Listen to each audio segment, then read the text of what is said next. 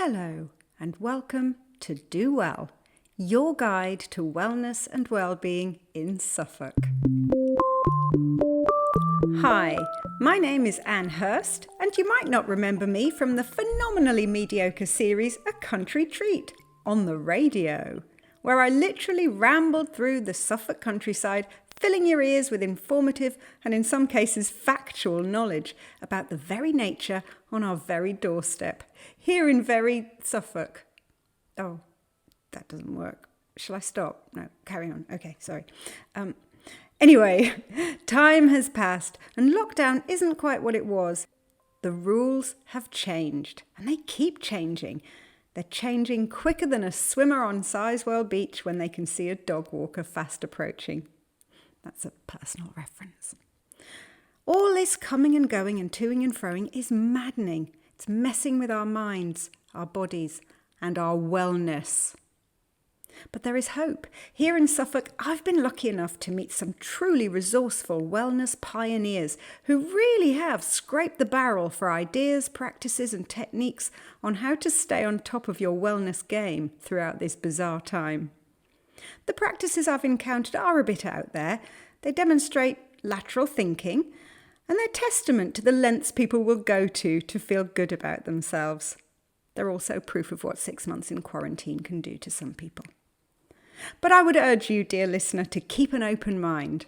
Now, before I introduce you to today's wellness wizard, or witch, I need to put in a disclaimer.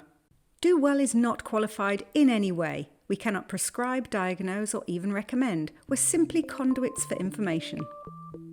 Do well.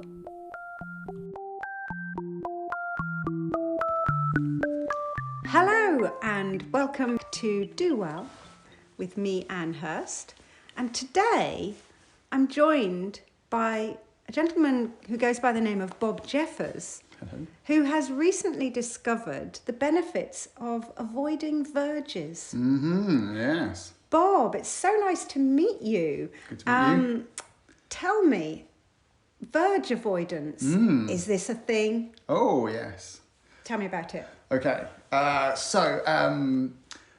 Verge avoiding. So I started avoiding verges sort of about 4 months ago now. Right. And Beginning of lockdown. Yes. Okay. I started avoiding verges on my walks. Wasn't just avoiding them by staying in. Sure. And I found that actually, me and a growing number coming on my avoid the verge walks, we are finding it's a middle path through life. Right. So it really is a path to wellness. Absolutely. Yes. Right. Yes.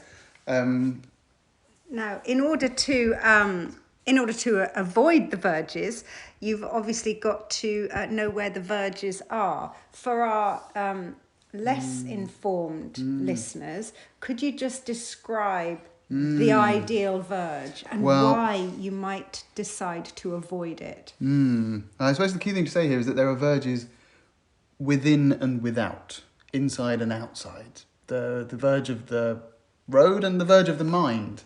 Both verges are, there's value in avoiding them. That's so... Okay. Yeah. And so we're talking about road, are we... Both. Do you avoid the road verges? So start with the road. Right, so, simple. Yeah, so it's a pretty heavy metaphor for those that need heavy metaphorical work.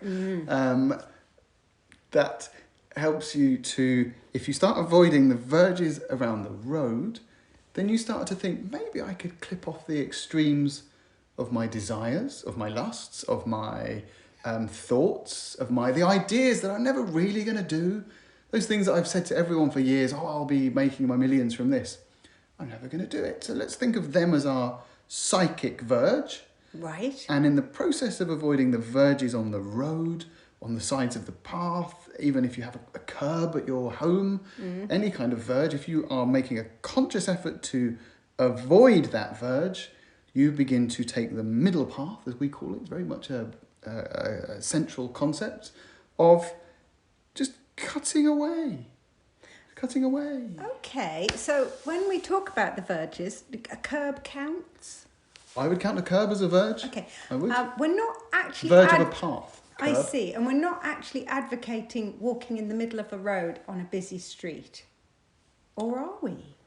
I would say so when we meet at our, obviously, private location, we tend to go for walks in locations where neither traffic nor pedestrian busyness is an issue. These are rural verges. Rural verges and also verges of the mind. And the mind. And let me just clarify. So there's quite a few of you now, I understand? Yes. And Yes. are you a little group? Are you the Verge Avoidance Society? We are hoping to incorporate. We have some clinical trials to go through first. We have the BMA coming next week for some early randomised testing on our... Really? Yes. They're quite... they've been quite surprised at the level of chakra alignment that you can obtain just by following the middle path. This really is a wellness breakthrough then. If the BMA are getting involved. Yeah. Could you see this being something that a GP might prescribe one day? Oh, absolutely. I think with social prescribing, this is virgin territory. Bob. Let me just sort of take you back to, or take the listeners back to the actual act of avoiding the verges. What would happen if, say, you weren't really paying attention to where you were walking and you did actually walk in the verge? What might happen? Yeah, well, very much. I'd like to answer it actually with a spiritual analogy. Oh gosh, okay then. Like the lost sheep. So that sheep may stray. Just as the thoughts will wander, the feet will weave their own path.